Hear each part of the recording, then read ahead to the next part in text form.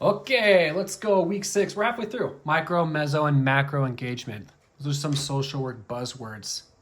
See how that works with the military. So, let's see how we engage with our micro, meso, and macro systems as military social workers. And importantly, respecting social context. It's important to recognize the military community and social context as fundamental principles in work with service members.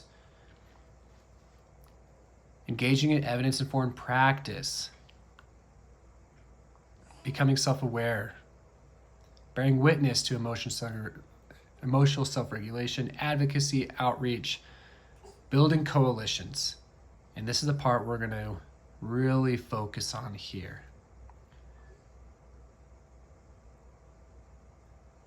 We work as teams, in interdisciplinary teams, as soldiers, as airmen, as Marines, what have you. How do we build a coalition? How do we identify our resources? How do we build bridges to advocate, to promote social justice, to take care of soldiers, to take care of ourselves, to improve access to care? Given the network of policies, issues such as stigma, the threat of losing a career, what have you, understanding the barriers that get in the way of care. There's individual barriers such as stigma, or as we like to call it, internal shame, or there's macro level barriers such as difficult access to care, the possibility that my information might be shared to my command teams, the meso barriers. Will my teammates know that I'm seeking services? Identifying those and addressing those behaviors. And then most importantly, talking about your role to advocate for those changes and to address stigma.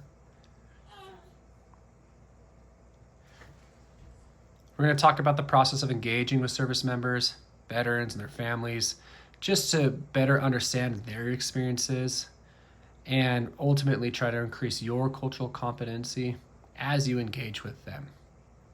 This will be done through readings, videos, discussions, and a mission. So, mission is loading, drum roll. Brrr. All right, cool. Those familiar with the military, you rely on your equipment for safety. And one of the most crucial equipment that you would ever be given is your body armor.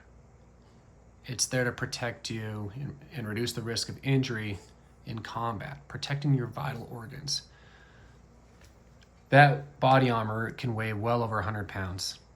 And so imagine what it's like just to wear that for a few hours. Now imagine wearing that armor for days.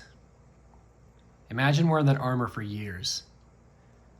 How much would that weigh you down?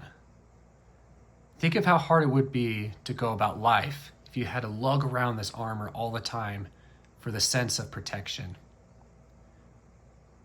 Now, how do our experiences and our traumas weigh us down?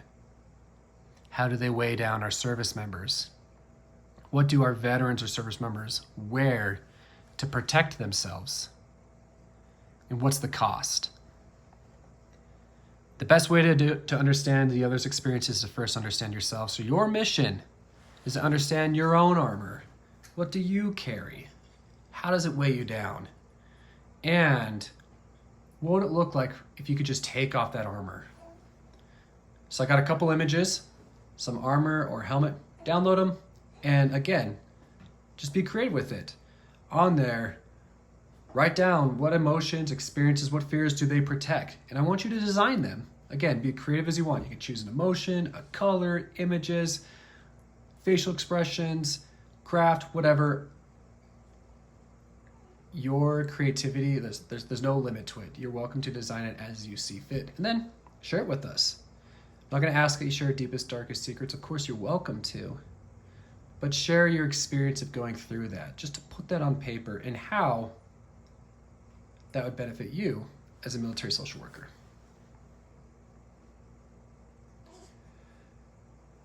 La da da.